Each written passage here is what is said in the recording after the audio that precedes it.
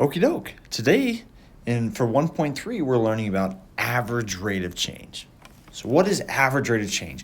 Average rate of change is the measure of how much a function changes per unit interval.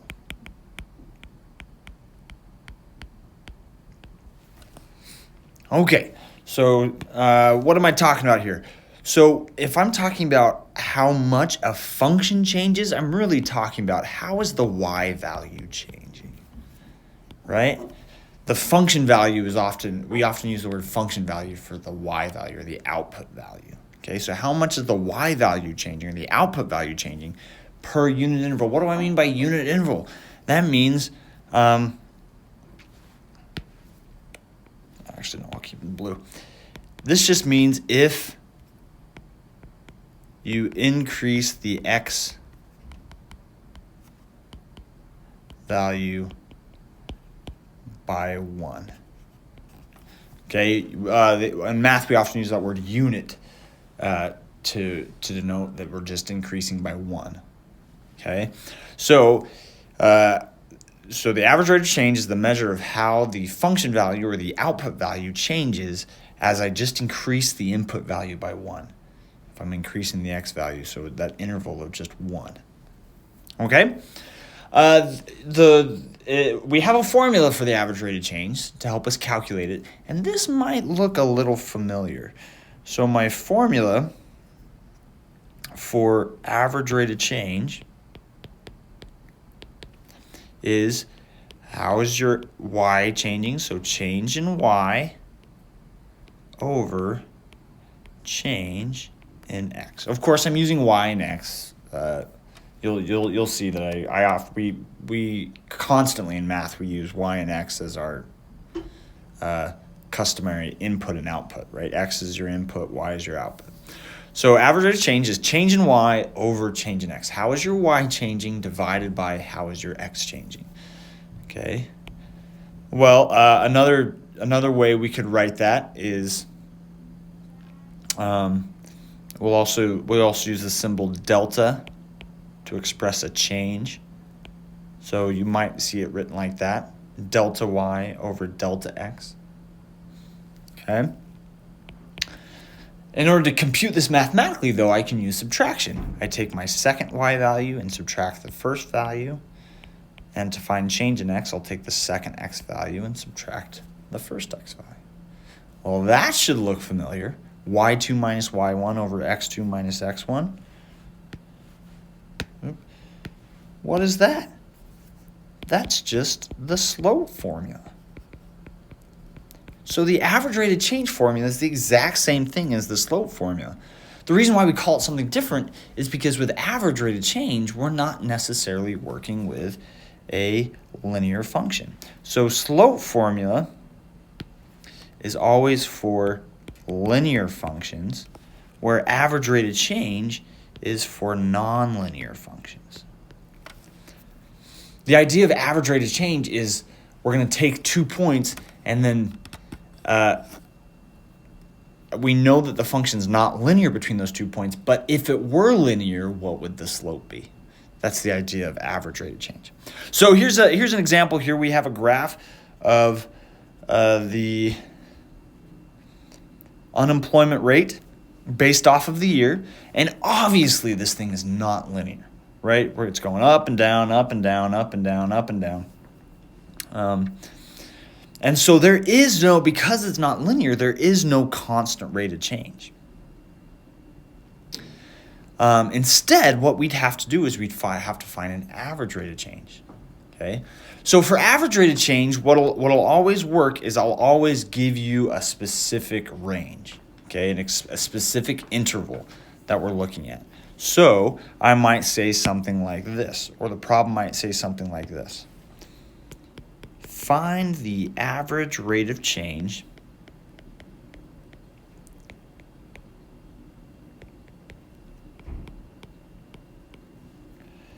between 1975 and 2014. So notice for the problem I gave you two x values. That gives you your interval, okay?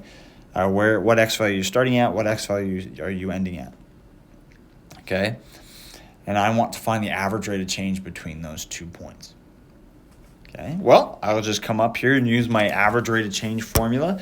Notice I already have my two x values, okay? My second x value is 2014. My first x value is 1975, right? Because those are my input values. Those are my years. Okay, so I have my x values. Where do I get my y values from? So let's see, what do we have so far? X2 is 2014 minus 1975. That's my x1. Well, where do I get my y values? My y values are going to come from, well, what's my corresponding y value for 1975? There it is. We'll call this maybe 8.4. Okay? So that's my corresponding y value for 1975. Is that y2 or y1? Since we consider 1975 as my x1, 8.4 is going to be my y1. So this is my y1. Okay, to get my y2, I find the corresponding y value for my x2 for 2014. So this is approximately 6.2. Okay. Remember these percentage. So the unemployment rate was 8.4% in 1975, and in 2014 the unemployment rate was 6.2%. Okay. So 6.2. I'll subtract those. Perfect. So now I've set it up. I can go ahead and do some math to actually calculate what this is going to be. 6.2 minus 8.4 gives me negative 2.2. What's significant about that number? 2.2 represents how the unemployment rate changed. It went down by by 2.2%. So the negative shows that it decreased, and 2.2 represents how much it decreased. So it decreased by 2.2% over this period of time. Okay. 2014 minus 1975 is 39. What does that mean? That means 39 years have passed. So it went down 2.2% over the course of 39 years. Okay. I'll go ahead and do this division. And I get my average rate of change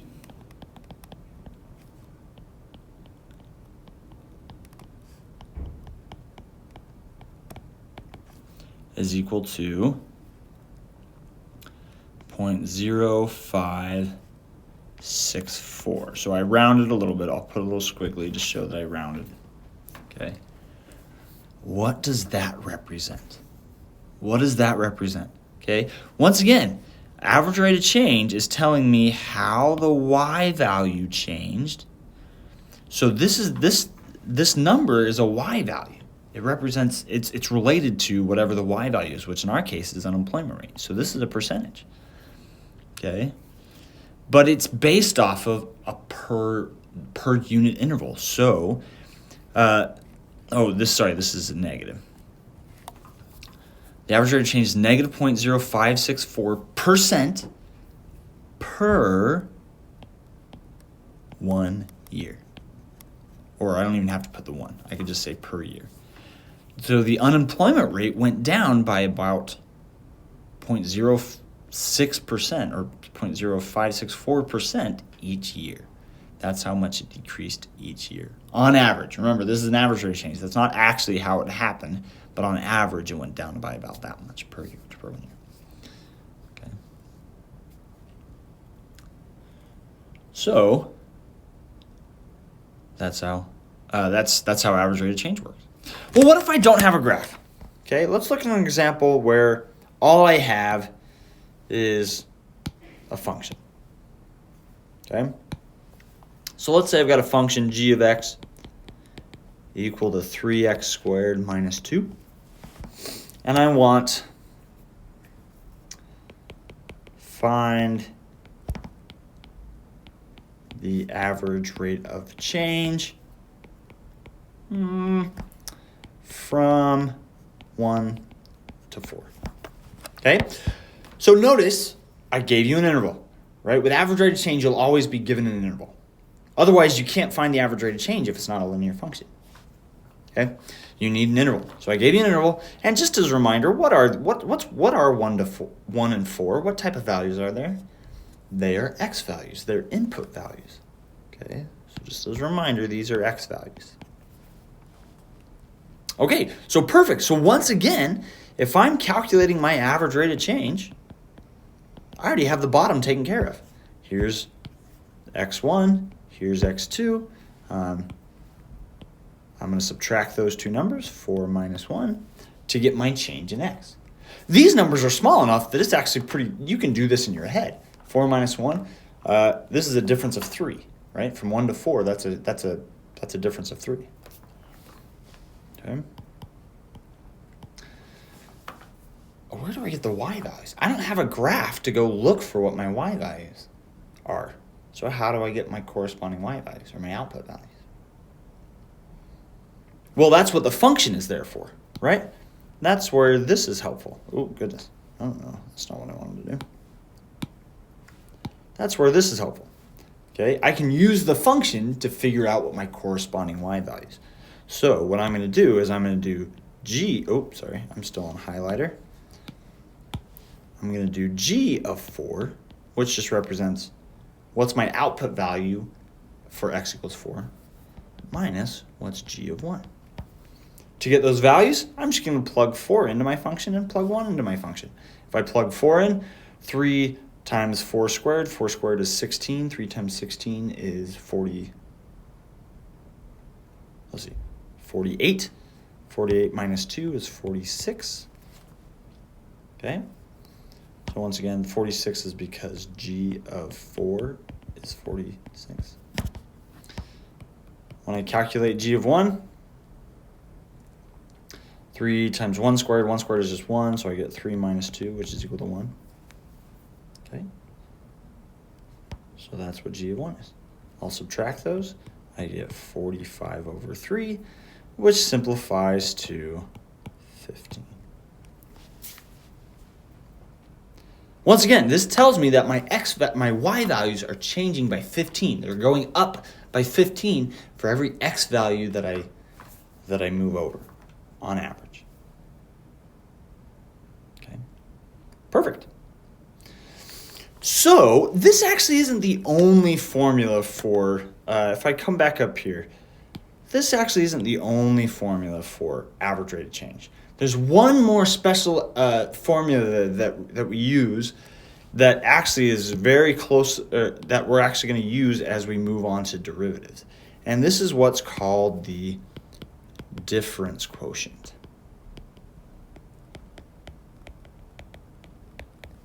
Okay. It's very similar to my average rate of change formula, okay, or what I had before, but it's slightly different, okay?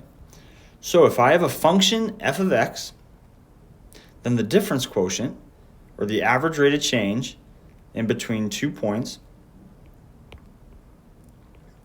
it can be found by doing f of x plus h minus f of x over h. Now that looks considerably different, okay? I'm still working with a fraction, but that looks a lot different than what I had before. So where is this coming from?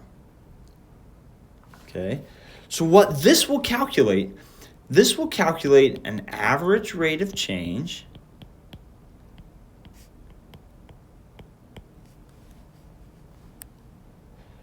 starting at, oh goodness, starting at x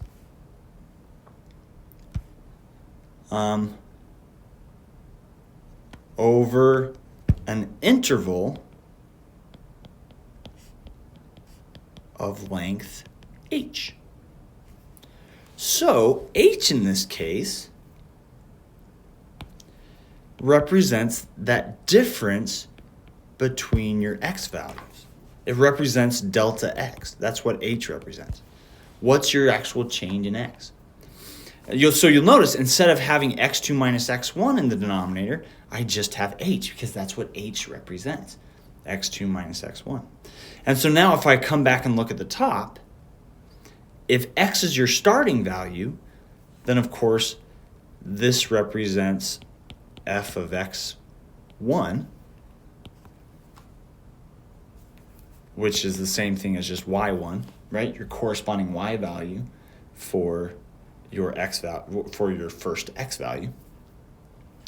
And then f of x plus h, what that means is if I start from my starting value and add on my distance of h, I get to my second x value, okay? If you think about this, right? x1 plus h will give you x2, okay? x1 plus that change in your x will get you to your next x value, or to your second x value. Okay, so this over here really just represents f of x2, which of course is what y2 is. So this difference quotient formula is really the same formula as this y2 minus y1 that we had up here, right? It's really oh goodness, I didn't switch to highlighter. It's really the same formula as what I have up here. Okay, just written differently, written kind of in terms of what your starting point is and what your change in x is. How far are you changing x? Okay, so we can actually use this difference quotient, and there's some cool properties that come along with it. Okay, so let's look at a problem that we might see. Let's find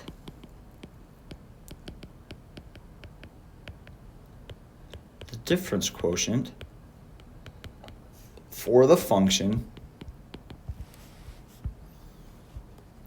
4x minus 3x squared. Okay. Notice with the difference quotient, what's nice is I don't have to specify what my starting value is. I don't have to specify what the change in x is, what h is. I can find the difference quotient with those values as arbitrary, and then I can plug values in later. Okay. So, the difference quotient is equal to f of x plus h minus f of x over h. Since I don't know what h is, my bottom is already taken care of. My denominator is just going to be h. Well, this part's also not too complicated. Oh, darn it, I keep forgetting to switch to highlighter. This part's not too complicated, because all that represents is me subtracting the original function. So I've got this. I know I'm going to end with this. Minus my function 4x minus 3x squared. Well, what do I do about this? What do I do about f of x plus h? Well, all that means is instead of plugging in x, or instead of plugging in a number, you're going to plug in this whole expression x plus h wherever you see an x.